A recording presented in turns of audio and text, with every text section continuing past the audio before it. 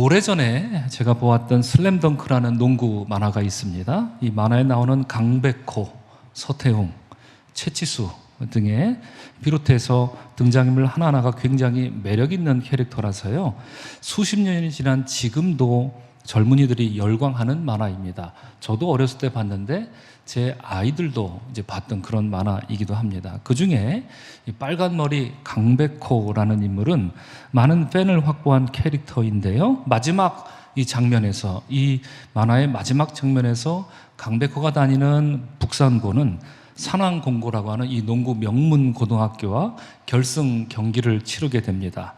강백호는 안타깝게도 이제 부상을 입어서 경기에 나갈 수 없는 상황이 되죠. 그래서 감독님이 이 강백호에게 경기에 나가지 말라고 이렇게 만류를 합니다. 그런데 그때 강백호가 이 감독에게 말하는 아주 명대사가 있습니다. 뭐라고 얘기하냐면 이런 말을 하죠. 영감님에게 영광의 시대는 언제였나요? 국가대표였을 때였나요? 난 지금입니다. 이렇게 아주 확신에 차서 이야기하면서 감독님에게 가장 영광스러운 순간은 과거였을지 모르지만 나는 비록 내가 큰 부상을 입었지만 지금 이 순간을 내 인생 최고의 순간으로 만들고 싶다. 이렇게 이 강백호의 투혼이 담긴 그런 말이었고요. 이런 강백호의 매력에 많은 독자들이 흠뻑 빠졌던 명장면으로 오늘날까지 이렇게 회자되곤 합니다. 이처럼 우리 삶에 있어서 순간이 얼마나 중요합니까? 그리고 순간의 선택은 또한 얼마나 중요합니까? 오늘 예배 나오시는 여러분들 중에서도 처음부터 마음이 기꺼운 마음에 오늘 이 예배를 사모하면서 나오신 분들도 있지만, 더러는 오늘은 교회 가고 싶지가 않다 이런 마음이 있는데 순간적으로 결단하고 선택해서 오시기도 하고 안 오시기도 했던 그런 때가 있었을 것입니다. 그렇죠. 순간의 선택은 우리의 행동을 이렇게 달라지게 만드는 그런 영향이 있습니다. 매우 중요합니다. 오래전 지금 LG전자의 전신이 무엇입니까? 금성사, 골드스타, 카피 중에 아주 명 카피가 있습니다. 순간의 선택이 10년을 좌우합니다. 그렇습니다. 라는 말을 기억하실 것입니다. 수십 년이 지난 지금도 우리가 기억하는 걸 보면 참 잘 만든 카피가 분명합니다. 그러나 어쩌면 순간의 선택은 10년이 아니라 영원을 좌우할 수 있습니다. 특별히 우리처럼 신앙생활 하는 사람들에게 있어서 더더욱 그렇습니다. 오늘 본문에 나오는 주인공들 보면 특별히 더 그러하다는 것을 우리가 볼 수 있는데요. 저는 그래서 오늘 순간에서, 영원에서라는 제목으로 여러분과 은혜를 나누고자 합니다. 눈치채셨겠지만 제목에서 뭐뭐에서라는 말은 조사가 아니고요. 오늘 본문에 나오는 이삭과 리브가의 아들이자 야곱의 형인 에서, 그렇습니다. 에서의 이름을 뜻합니다. 순간에서, 영원에서 오늘 그가 무엇을 선택하는지 오늘 우리는 그것을 지켜보고자 합니다. 안타깝게도 오늘 본문에서 에서는 순간적인 선택으로 영혼을 팔아버린 어리석은 인물로 나오지요. 그는 성경 이야기 중에 순간의 선택이 얼마나 치명적인가를 보여주는 가장 대표적인 인물, 신구약을 통틀어서 바로 그가 아닐까 싶습니다. 그래서 이 에서를 생각하면 이 고대 철학자 아리스토텔레스가 니코마코스 윤리학에서 한 말이 이렇게 떠오르는데요. 이런 말을 했습니다. 방종한 사람은 즐거운 것을 욕구하며 이런 욕구에 이끌려 다른 것들보다 먼저 그것들을 택한다. 그는 괴로워한다. 욕구는 고통을 수반하기 때문이다. 이렇게 말했습니다. 본문의 주인공 에서에게 이 말이 정말 꼭 필요한 말이 아닐까 싶기도 하고요. 아마 여러분 중에도 저건 내 얘기하는 것 같다 이렇게 생각하시는 분도 아마 있지 않을까 싶은데요. 오늘 본문에 보면 허기로 지친 에서는 붉은 죽 한 그릇, 이걸 선택하는 순간 그는 영원한 하나님의 복을 팔아버리게 되지요. 그리고 나중에 이로 인해서 분노하고 괴로워했던 인물이 바로 에서였기 때문입니다. 오늘 본문이 속해 있는 창세기 25장, 우리 창세기 25장 중에 우리는 후반부만 이렇게 살펴봤죠. 근데 전반부, 후반부 통틀어서 보면 창세기 25장의 주제를 한 단어로 표현하십시오라고 물은다면 저는 갈등이라고 표현할 것 같습니다. 25장 전체에 갈등과 분열의 상황이 이렇게 녹아져 있는데요. 크게 보면 세 가지 갈등이 오늘 본문에 나옵니다. 오늘 함께 읽지는 않았지만 먼저 25장 1절부터 11절까지 보면 첫 번째 갈등이 나타나는데요. 지난주 새벽 기도 때 나눈 것처럼 아브라함은 사라가 이제 세상을 떠나자 그두라라고 하는 이 여인을 얻어서 자손을 얻습니다. 총 16명의 후손을 얻지요. 본처였던 사라에게서는 그토록 아이가 생기지 않아서 고생하더니 사라가 죽고 첩을 얻자 갑자기 후손이 많아집니다. 집안이 시끌벅적해진 것이죠. 16명이 더 이렇게 늘었으니 얼마나 시끌벅적했겠습니까? 하지만 여러분, 가지 많은 나무 어떻습니까? 바람 잘 날 없다고. 후손이 많아지자 아마도 집안 분위기가 좀 뒤숭숭해지지 않았을까 이렇게 추측해 봅니다. 어떤 일이 있었는지 성경은 우리에게 말하지 않지만 아브라함은 이 첩에게서 얻은 후손에게 얼마간의 재산을 이렇게 떼어줍니다. 그리고 이렇게 떠나가게 했다. 성경은 그렇게 말합니다. 그래서 6절이 이렇게 말하지요. 이삭을 떠나. 그렇습니다. 이것이 포인트였습니다. 모르긴 몰라도 여러분, 서로 어머니가 다르기 때문에 이삭과 다른 16명의 후손들 사이에는 갈등이 벌어졌을 것입니다. 그래서 아브라함은 이대로 놔두었다가는 저 아이들이 만약에 때를 지어서 첫째 이삭을 공격하기라도 하면 어떡하나 싶은 어떤 그런 조짐을 좀 보지 않았을까, 이런 추측이 가능한데요. 그래서 아브라함은 후손들을 이삭으로부터 떼어냈다. 성경이 이렇게 말합니다. 아브라함에게 있어서 가장 중요한 자손은 뭐니 해도 누구라 할지라도 이삭, 바로 그였기 때문입니다. 자, 두 번째 갈등은 이어지는 12절에서 18절에 나오는데요. 여기는 이스마엘의 그냥 계보가 이렇게 나옵니다. 근데 무슨 갈등 상황이 여기 있느냐 이렇게 말씀하실 분들도 있습니다. 왜 그러냐면 18절 말씀 때문에 그렇습니다.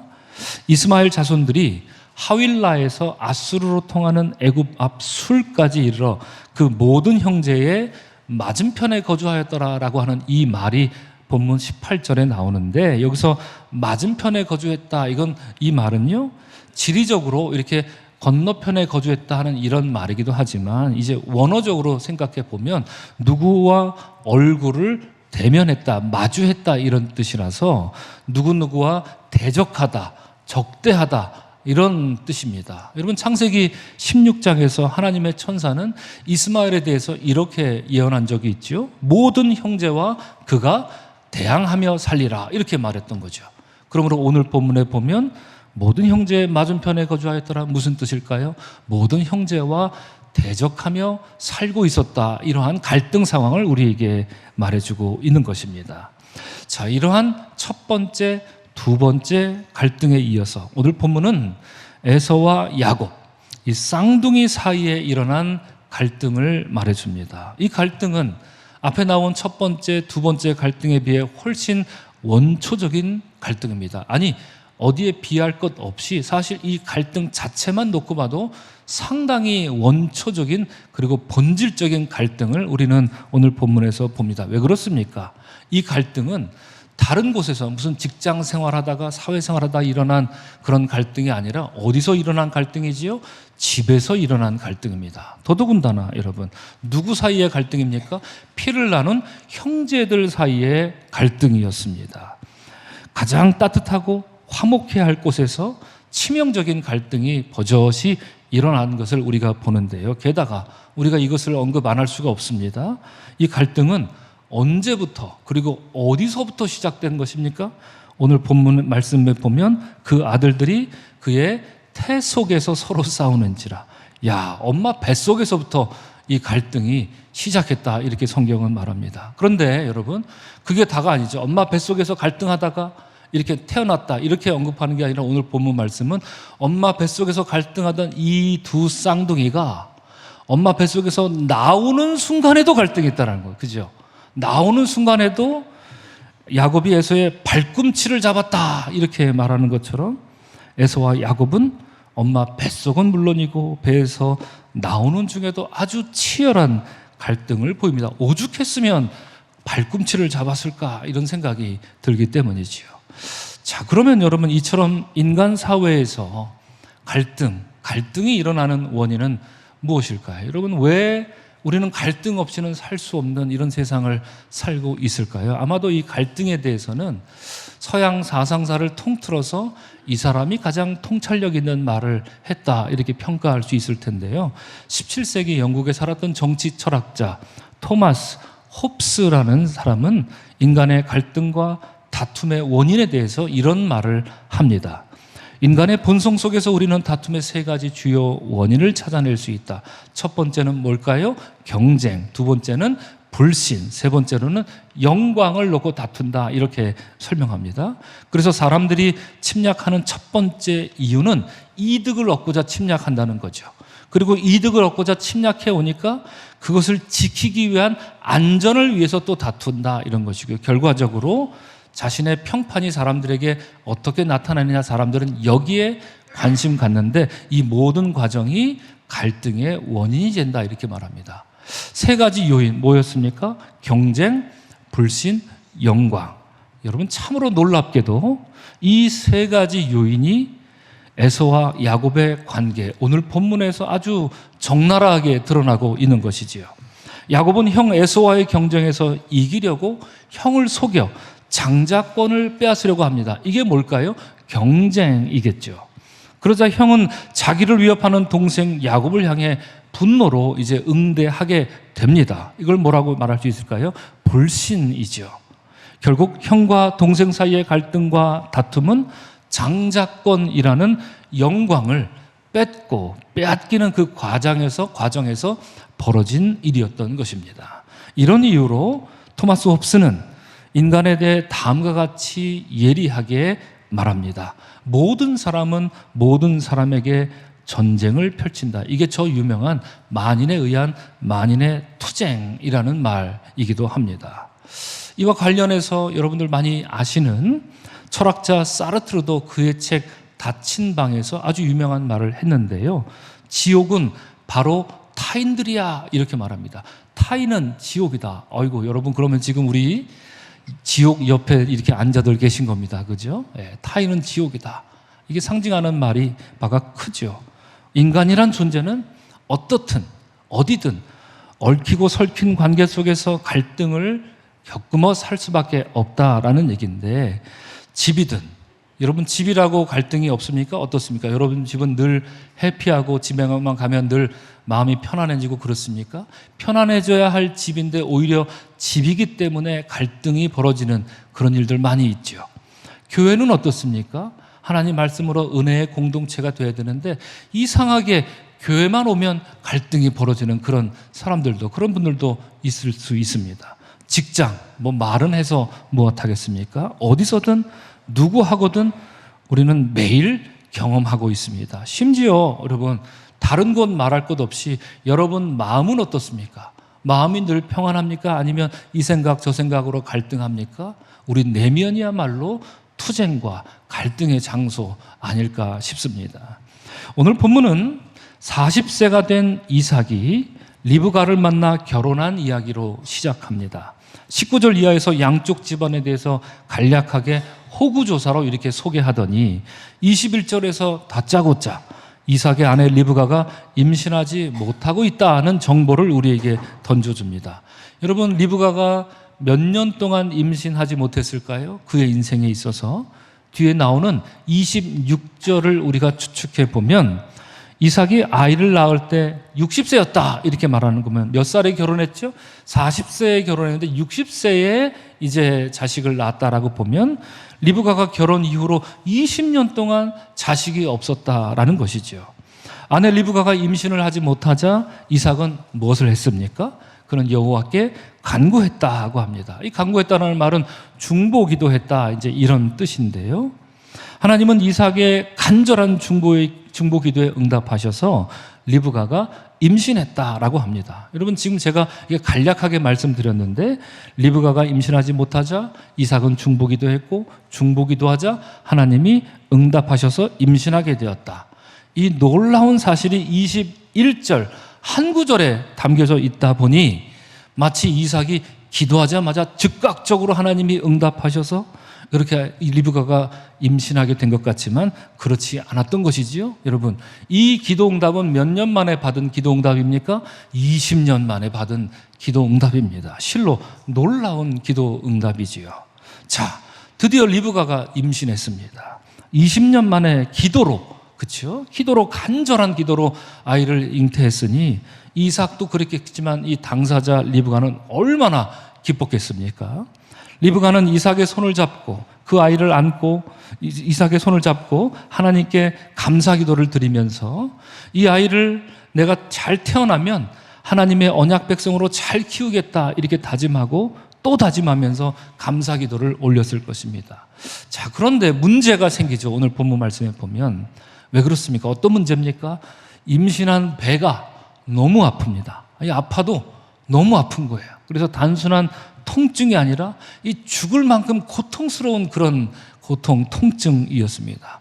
그런데 22절을 보니까 거기에는 이유가 있었습니다. 뱃속에 아이가 하나가 들어가도 힘들고 아플 텐데 아이가 둘씩이나 들어가 있었고요.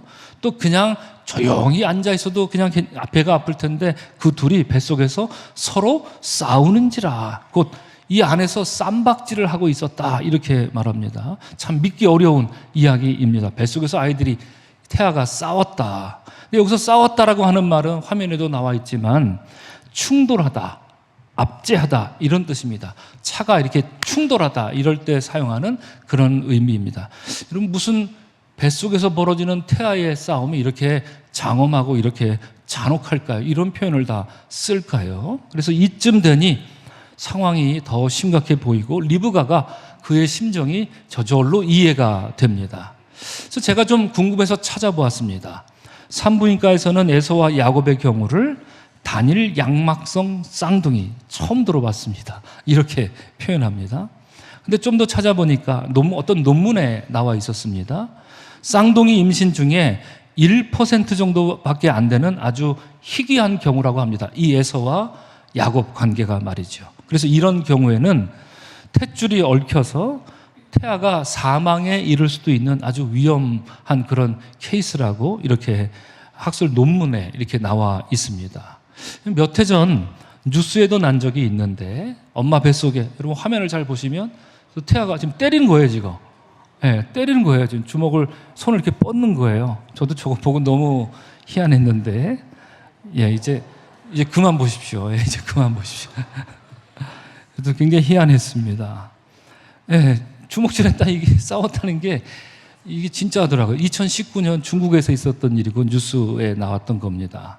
이런 설명 또 이 화면을 보고 나니까 이게 굉장히 입체적이고 리얼하게 보이더라고요. 야, 이놈들 봐라. 이런 생각이 들었습니다. 리브가 이런 일이 뱃속에서 일어나니 리브가가 얼마나 아팠겠습니까? 그죠? 아마도 이 찢어질 듯한 그런 고통에 막 여러 가지 오만 가지 생각이 들었을 겁니다. 그런데 여러분, 이 고통 속에 당황한 리브가는 22절에서 이렇게 참다 못해 이렇게 하나님께 묻습니다. 하나님, 이럴 경우에는 내가 어떻게 해야 합니까? 그래서 하나님께 이렇게 정중하게 묻는 말처럼 이렇게 번역을 해놨는데 사실 이 말은 무슨 뜻이냐면 하나님, 내가 임신한 것이 무슨 선한 일이 있습니까? 이렇게 말합니다. 굉장히 도발적인 말이죠. 또 이렇게 해석할 수도 있습니다. 하나님, 이런 식이라면 나는 왜 살아야 합니까?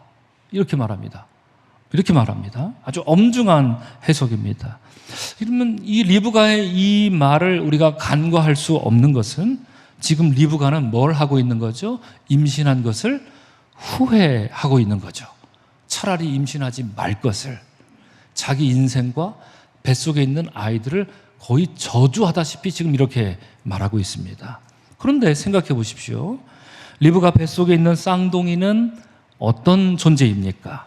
이삭과 리브가가 하나님께 20년 동안이나 간절히 기도해서 얻은 여러분 기도 응답입니다. 그 기도 응답이 바로 자기 뱃속에 있는 태아들이었습니다.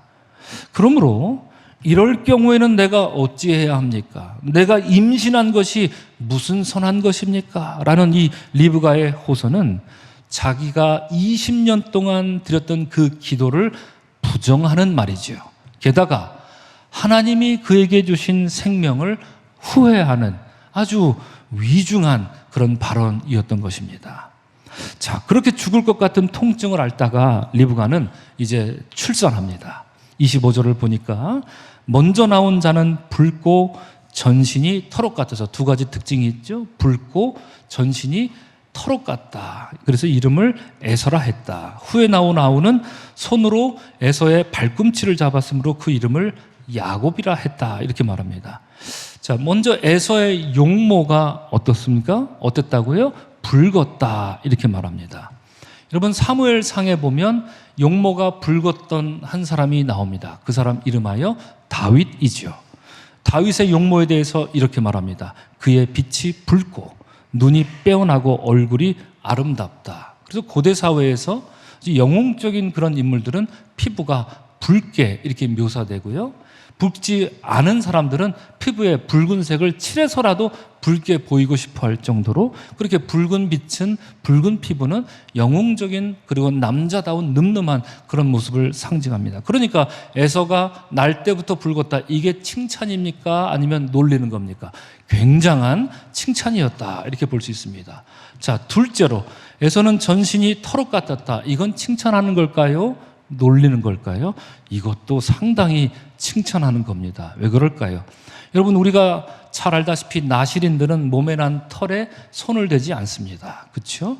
고대인들은 몸에 털이 많은 것을 자랑으로 여겼습니다. 이런 점에서 갓 태어난 아기 에서가 털옷을 입은 것 같았다라는 말은 이거보다 더 외모에 대한 극찬은 또 없을 것입니다.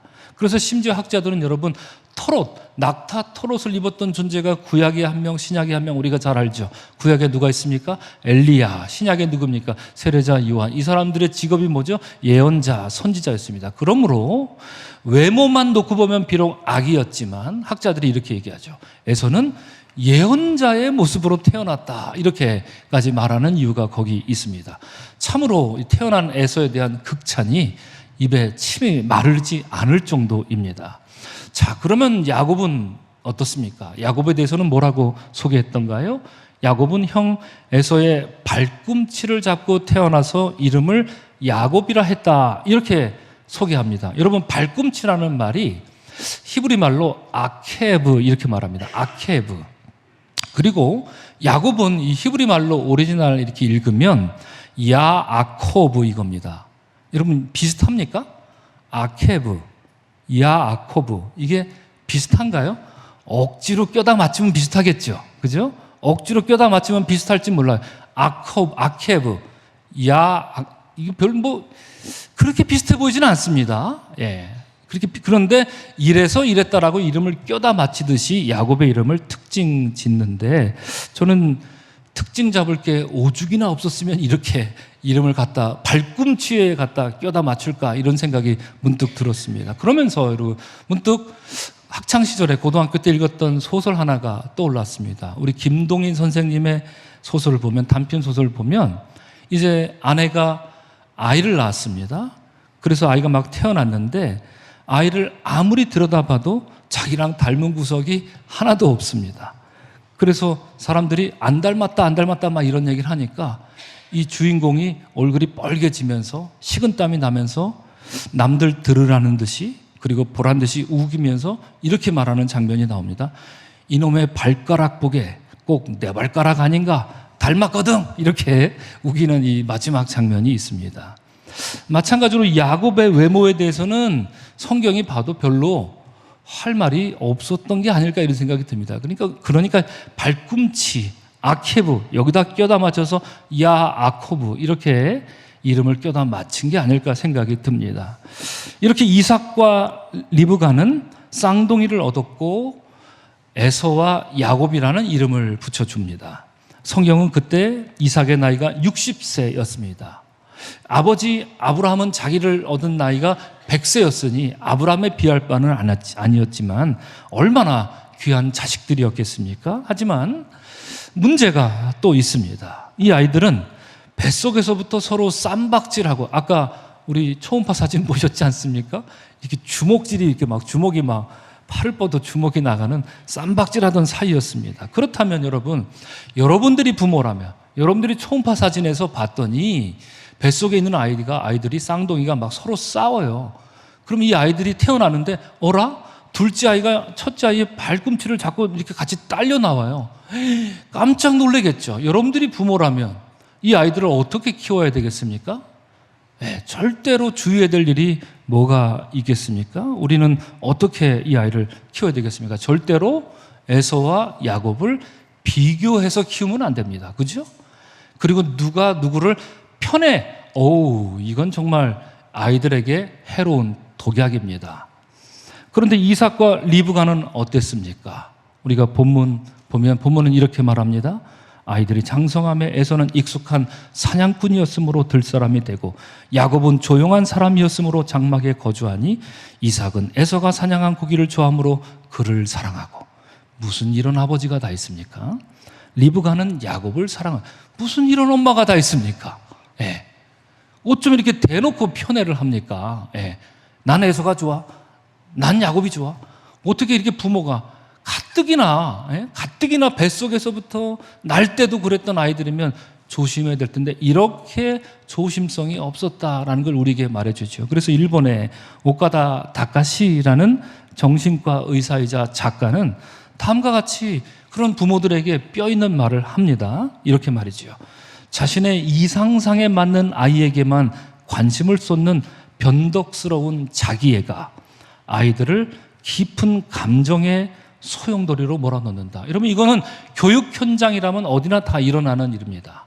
내가 생각하고 내 뜻과 맞는 사람들만 편애하고 그렇지 못한 사람들은 감정이 변덕스럽게 막 어쩔 때는 칭찬도 해줬다가 어쩔 때는 막 화도 냈다가 변덕스러운 성격이 교육자로서 제일 흠이죠. 제일 문제가 될 때가 많습니다. 그렇습니다. 지금 이 의사가 이런 얘기를 하는 거죠. 자신의 이상상에 맞는 아이에게만 관심을 쏟는 변덕스러운 부모의 자기애가 아이들을 깊은 감정의 소용돌이로 몰아넣는다. 지금 누구 얘기를 하는 겁니까? 이삭과 리브가 얘기를 하고 있습니다.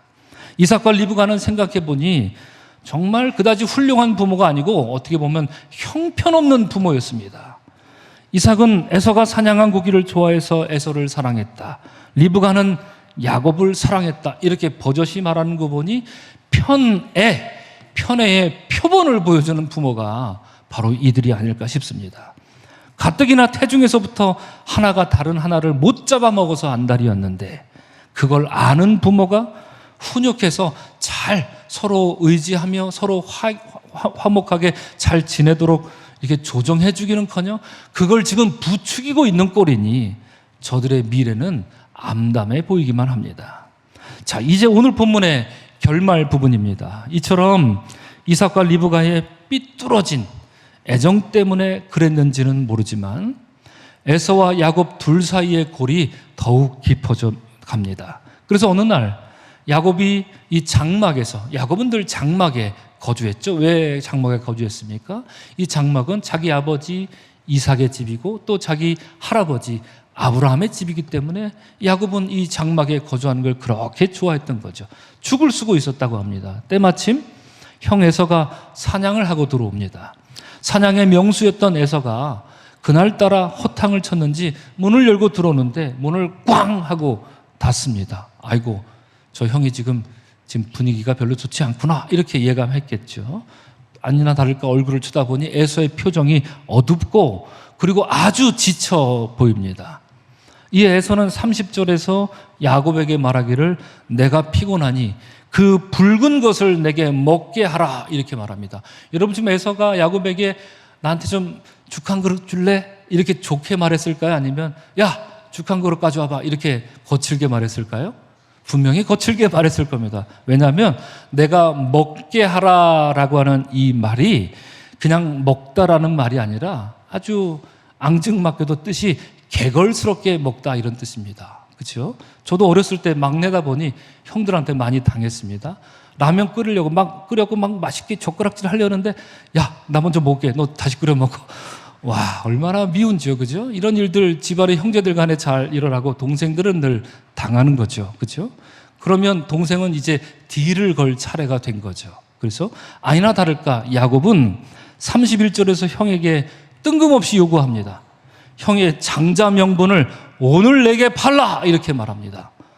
형이 가진 그 장자의 권리를 지금 당장, 내일도 아니요, 내년도 아니라 지금 당장, 그죠? 죽 한 그릇 먹는 지금 당장 나한테 양도하라. 그러면 이제부터 내가 형하고 형이 내 동생 해. 이렇게 말합니다. 아마 여러분들 중에서도 형제들 간에 야, 오늘부터 내가 너 동생 할게. 그거 나 좀 이렇게 해줘. 이런 짓궂은 장난 많이 하지 않았을까 싶습니다. 저도 그래서 며칠 동안 제가 형이 된 적이 그렇게 살았던 적이 이제 있었는데요. 아마 그런 장난처럼 이렇게 받아들였는지 잘은 모르겠습니다만 지금 야곱은 에서에게 그걸 요구하고 있습니다. 고대 사회에서 이 장자권은 정말 장난 아닌 권리입니다. 아버지를 대신해서 그 가족을 대표하는 것은 물론이거니와 자식에게 유산을 상속할 때 다른 자식보다 2배 유산을 물려줄 그 권한이 바로 이 장자에게 있습니다. 이건 일반적인 얘기고요, 여러분. 창세기 12장부터 우리가 만나왔던 하나님의 언약 백성의 눈, 즉 아브라함, 이삭으로 이어지는 이 언약 백성으로 이 눈으로 보자면 장자권은 저 위로부터 하나님이 부어주시는 그 놀라운 복을 독점할 수 있는 그 권한이 바로 이 장자에게 있다라는 것이죠. 그것이 장자권입니다. 그런데 지금 야곱은 바로 그 복을 형이 아니라 내가 받겠다. 나에게 넘겨달라. 내가 라면 한 그릇 끓여줄게. 지금 이렇게 말하고 있는 것이지요. 지금 당장 결정하라고 합니다. 이 말을 들은 에서의 반응은 이제 어떻습니까? 그는 기다렸다는 듯이 너무나도 쉽게 야곱의 이 달콤한 꼬임에 넘어가고 맙니다. 그래서 32절에서 에서가 말합니다. 자, 뭐라고 말합니까? 우리 다 같이 한번 읽을까요? 시작. 내가 죽게 되었으니 이 장자의 명분이 내게 무엇이 유익하리요? 이렇게 말합니다. 여러분, 앞에서는 어떻다고 얘기했습니까? 내가 어떠니까? 내가 피곤하니, 피곤하니까 그 붉은 것 좀 내게 먹게 하라. 그런데 지금에 와서는 내가 죽게 생겼다. 그러니 장자의 명분이 무슨 소용이냐? 이렇게 말합니다. 무슨 과장이 이럽니까? 무슨 엄살이 이럽니까? 그거 한 그릇 먹는다고 죽고 안 죽고가 생사가 거기 달려있단 말입니까? 그러나 여러분, 지금에서는 자기가 그 장자권을 장난이든 어쨌든 뭐든 간에 그걸 포기하고 나는 죽 한 그릇을 반드시 먹고야 말리라 하는 이 생각에 골똘해서 장자권 명분을 포기할 그 명분을 여러분 자기가 만들어내고 있습니다. 그렇죠? 자기가 만들어내고 그것을 야곱에게 고이 갖다 바치고 있는 그런 모습입니다. 이에 가만히 있을 야곱이 아닙니다. 야곱은 내 인생에 드디어 절호의 기회가 왔다. 그러면 독수리 발톱을 세우죠. 그리고 그 기회를 움켜 잡으려 합니다. 그리고 이렇게 말합니다. 야곱이 이르되 언제? 오늘 내게 맹세하라. 에서가 맹세하고 장자의 명분을 야곱에게 판지라 말합니다. 여러분, 이 말씀을 읽으면 저는 우리가 앞서 살펴보았던 것처럼 아브라함이 에브론에게 막벨라 굴을 샀을 때, 그죠? 그때 이어지는 판결문이 저절로 떠올립니다. 마치 판결문처럼 우리에게 맹세했다고 이렇게 전해주고 있습니다. 에서는 야곱에게 죽 한 그릇의 장자권을 팔았다. 이렇게 공이 우리에게 말해주고 있습니다. 여러분, 야곱은 피곤과 굶주림에 지친 형의 약점을 자기의 기회로 삼았습니다. 처음에도 오늘 내게 팔라 이렇게 말하더니 재차 말하기도 놓치지 않습니다. 오늘 내게 팔라, 오늘을 빼지 않습니다. 이로써 야곱은 바로 그 순간 영원한 장자권을 자기 손 안에 넘겨받게 된 것이고요. 반면에 에서는 바로 그 순간 영원한 장자권, 날 때부터 받았던 그 장자권을 바로 그 순간 상실하게 된 것입니다. 순간과 영혼의 운명이 이렇게 뒤바뀌고 만 것입니다. 바로 그 순간에 말이죠. 오늘 이 예배 나오신 사랑하는 성도 여러분, 오늘 우리는 이 모태로부터 갈등을 빚어온 쌍둥이 형제 에서와 야곱, 그리고 야곱과 에서의 욕망에 대해서 나누었습니다. 순간의 선택으로 인해 야곱은 영혼을 얻었고 에서는 영혼을 상실합니다. 이 말도 안 되는 거래에 사용되었던 이 매개물은 무엇이었죠? 무엇으로 인해 사용했습니까? 바로 죽이었습니다. 여러분 사진을 이제 보시면 이 죽은 렌틸 수프라고 합니다. 렌즈콩 이렇게 부르기도 하는데요. 그래서 오늘날 유대인들이 즐겨 먹는 그런 죽입니다. 성경에서 이게 종종 나오는데 허기진 군인들이 먹는 음식으로 바로 이 렌틸 스프가 종종 나옵니다. 특별히 여러분 우리나라는 장례식장 가면 뭘 먹죠? 뭘 먹습니까? 장례식장 가면 다 먹는 거 있잖아요. 예? 육개장 그렇죠? 우리나라에 육개장이 있다면 유대인들한테는 이 렌즈콩이 있습니다. 그래서 유대 랍비들은 오늘 본문을 해석할 때 야곱이 그 장막에서 왜 죽을 만들었느냐 이것을 해석할 때 돌아가신 할아버지 아브라함을 추모하면서 자기 아버지 이삭과 함께 이 추모하는 육개장 한 그릇 말아 먹으려고 지금 야곱이 그거 만들었다 이렇게 이야기를 만들기도 합니다. 여러분 날 때부터 영혼을 보장받았던 에서는 죽 한 그릇으로 인해 순간에 주저앉았고요. 반면에 야곱은 죽 한 그릇으로 영혼을 획득합니다. 이에 본문 마지막 절은 이렇게 말합니다. 우리 다 같이 이 말씀을 읽겠습니다. 야곱이 떡과 팥죽을 에서에게 주매 에서가 먹으며 마시고 일어나 갔으니 에서가 장자의 명분을 가볍게 여김이었더라 이렇게 말합니다.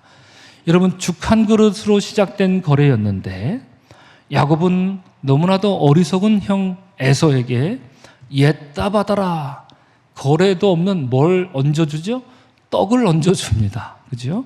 이에 에서는 개놈 감추도 다 받아 먹었을 것입니다. 여러분 야곱이 주자 에서가 받아 먹었다. 먹으면 안 될 걸 받아 먹었다. 여러분 어떤 장면이 떠오르지 않습니까? 언제 이런 일이 일어났었죠? 하와와 아담이 그랬죠. 하와가 주자 아담이 아무 말 없이 받아 먹었습니다. 저절로 떠오릅니다. 아담에게 선악과가 그랬던 것처럼 에서에게 이 흔한 죽 한 그릇은 이날 이 죽 한 그릇은 보암직도 하고 그야말로 먹음직도 한 금단의 열매였습니다. 절대로 먹으면 안 될 음식이었습니다. 다른 날 먹으면 상관없습니다. 이날은 먹으면 안 될 음식이었으나 안타깝게도 에서는 이날 금단의 음식을 먹고 말았던 것이죠. 본문은 죽을 받아 먹는 에서의 행동을 아까 우리가 다 같이 읽었지만 4가지 동사로 표현합니다. 먹으며 마시고 일어나 갔으니. 무슨 랩하는 것 같죠? 먹으며 마시며 일어나 갔으니. 이 4개의 동사로 아주 편리하게 아주 간단하게 묘사합니다. 여러분 지금 이 사건은 에서가 그가 날 때부터 부여받았던 하나님의 복 장자권을 빼앗기는 참혹하고 침통한 일이 벌어지는데 그런 침통한 일이 벌어지는 모습을 성경은 먹고 마시고 일어나 나갔다라는 말로 아주 가볍게 표현합니다. 여러분 그래서 저는 문득 또한 생각해 보았습니다. 에서는 지금 이 죽을 먹고 마시고 일어나 갔는데 어딜 갔을까? 이게 무엇을 의미할까 생각해 봅니다. 또한 에덴 정원이 생각납니다. 에덴 정원으로부터 아담은 추방당합니다.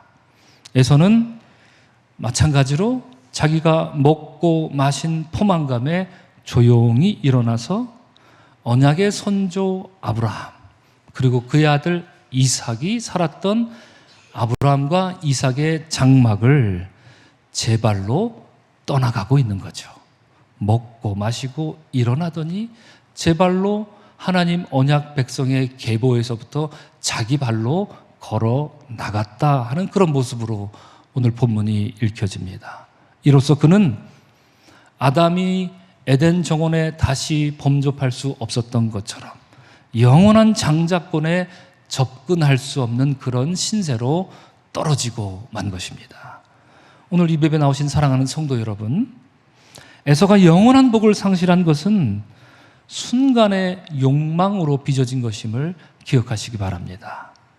무슨 특별한 사건, 뻑적지근한 사건이 일어나서가 아니라 그냥 똑같이 매일같이 하던 사냥하던 평범한 일상에서 벌어졌다라는 것을 여러분 잊지 마시기를 바랍니다.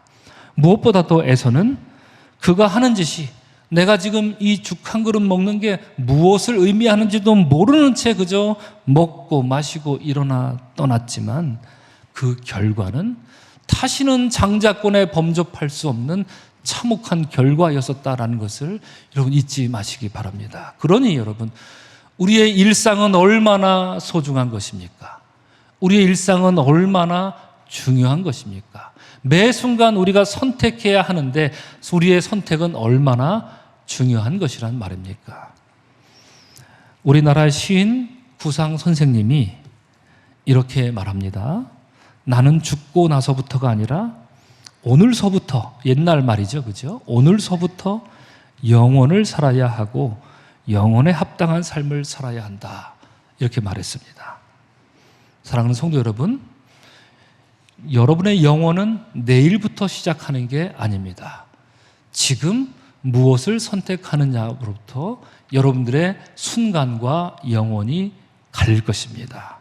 지금부터, 오늘서부터 영혼에 합당한 삶을 선택하며 살아가는 믿음의 여정이 되시기를 주님의 이름으로 간절히 축원합니다. 아멘. 기도하겠습니다.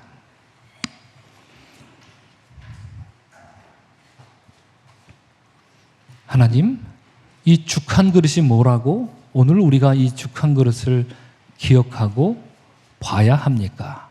이 흔한 죽 한 그릇, 우리나라 육개장 한 그릇 같은 이 그릇이 왜 이리 중요했던 것입니까?